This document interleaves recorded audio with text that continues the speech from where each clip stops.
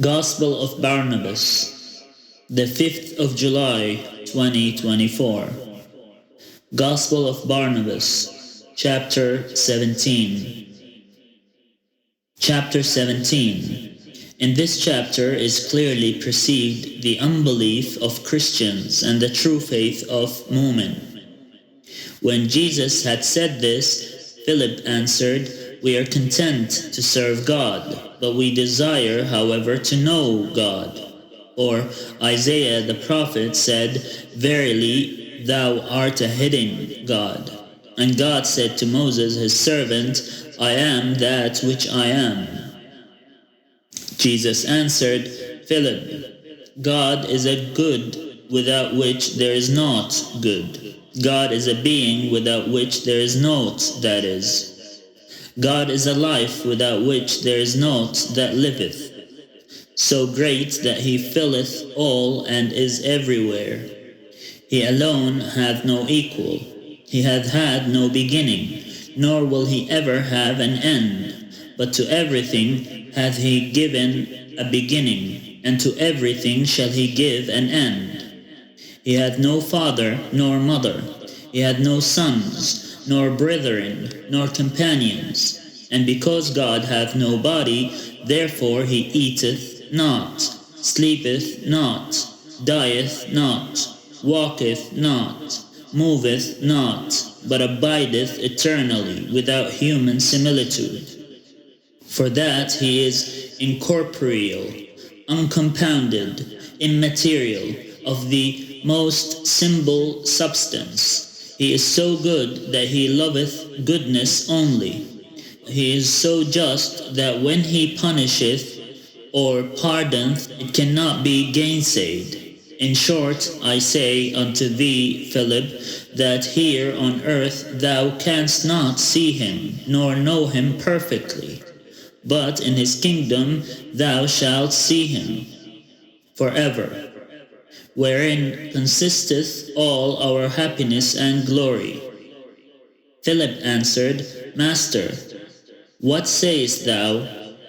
It is surely written in Isaiah that God is our Father. How then hath he no sons?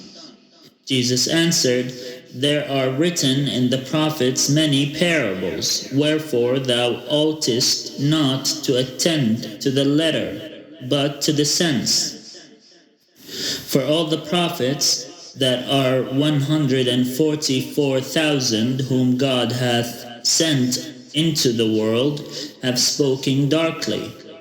But after me shall come the splendor of all the prophets and holy ones, and shall shed light upon the darkness of all that the prophets have said, because he is the messenger of God. And having said this, Jesus sighed and said, Have mercy on Israel, O Lord God, and look with pity upon Abraham and upon his seed, in order that they may serve thee with truth of heart. His disciples answered, So be it, O Lord our God. Jesus said, Verily I say unto you, the scribes and doctors have made void the law of God with their false prophecies, contrary to the prophecies of the true prophets of God. Wherefore God is wrath with the house of Israel and with this faithless generation. His disciples wept at these words and said, Have mercy, O God, have mercy upon the temple and upon the holy city, and give it not into the contempt of the nations, that they despise not thy holy covenant. Jesus answered, So be it, Lord God of our fathers. Chapter 18. Behold, the sparrows and other birds, whereof falleth not one feather without the will of God. Shall God then have more care of the birds than of man, for whose sake he hath created everything? Is there any man, perchance, who careth more for his shoes than for his own son? Assuredly not. Now how much less ought you to think that God would abandon you, while taking care of the birds? And why speak I of the birds? A leaf of a tree falleth not without the will of God. Fire is not extinguished with fire, but rather with water. Even so I say unto you that ye shall not overcome evil with evil, but rather with good. Behold God, who causeth the sun to come upon the good and evil, and likewise the rain. So ought ye to do good to all, for it is written in the law, Be ye holy, for I your God am holy. Be ye pure, for I am pure. And be ye perfect, for I am perfect. Jesus arose, and raising his eyes to heaven, said, O Elohim Sabaoth, have mercy upon thy servants. Then, when Jesus had said this, suddenly the wind ceased, and the sea became calm. Wherefore the seamen feared, saying, And who is this, that the sea and the wind obey him? Chapter 23. Origin of circumcision, and covenant of God with Abraham, and damnation of the uncircumcised. And having said this, Jesus sat nigh unto the mountain which they looked upon, and his disciples came to his side to listen to his words. Then said Jesus, Adam, the first man, having eaten by fraud of Satan the food forbidden of God in paradise, his flesh rebelled against the Spirit. Whereupon he swore, saying, By God, I will cut thee. And having broken a piece of rock, he seized his flesh to cut it with the sharp edge of the stone.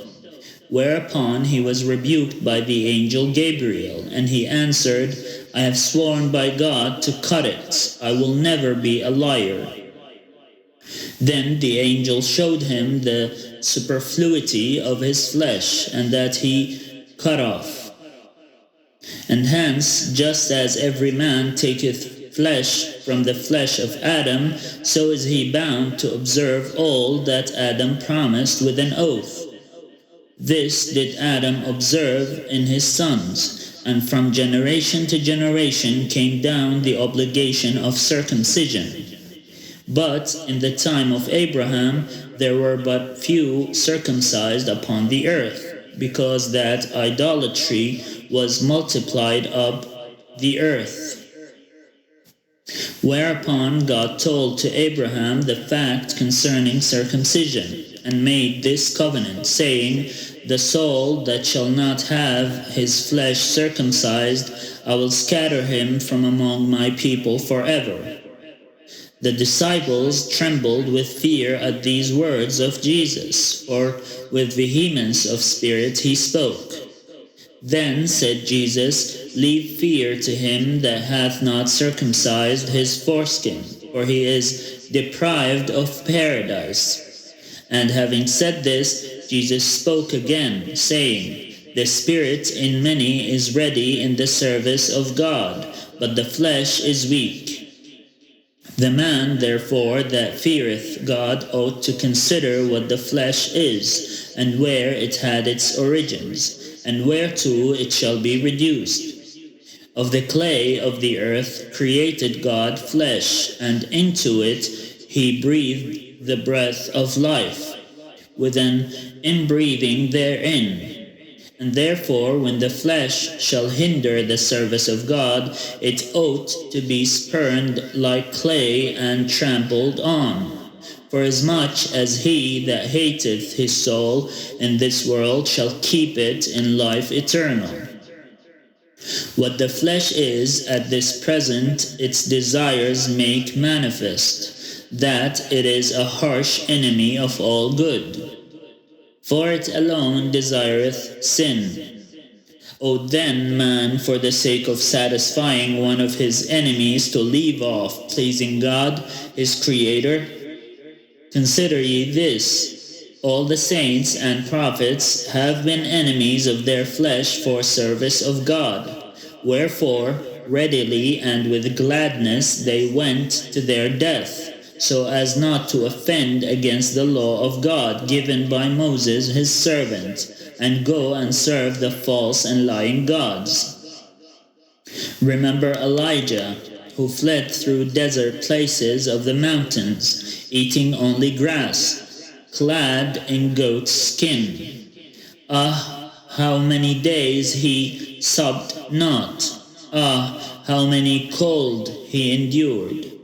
Ah, how many showers drenched him, and that for the space of 7 years, wherein endured the fierce persecution of the unclean Jezebel. Remember Elisha, who ate barley bread, and wore the corset raiment. Verily I say unto you, that they, not fearing to spurn the flesh, were feared with great terror by the king and princes. This should suffice for the spurning of the flesh, O men. But if you will gaze at the sepulchres, ye shall know what the flesh is. Chapter 26. Jesus replied, Abraham was 7 years old when he began to seek God. So one day he said to his father, Father, what made man? The foolish father answered, Man made man, for I made you, and my father made me. Abraham answered, Father, it is not so. For I have heard an old man weeping and saying, O my God, why have you not given me children? His father replied, It is true, my son, that God helps man to make man, but he does not put his hands to the task.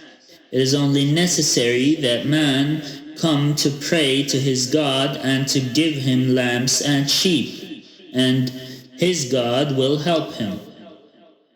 Abraham answered, How many gods are there, Father? The old man replied, They are infinite in number, my son. Then Abraham said, O Father, what shall I do if I serve one God and another God wishes me evil because I do not serve him? In any case, discord will come between them, and so war will arise among the gods.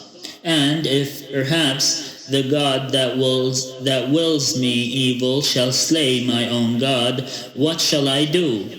It is certain that he will slay me also.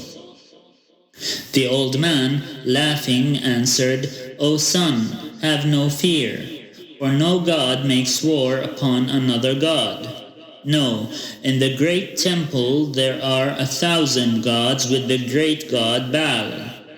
And I am now near 70 years old, and yet never have I seen that one God has smitten another God. And assuredly all men do not serve one God, but one man one, and another,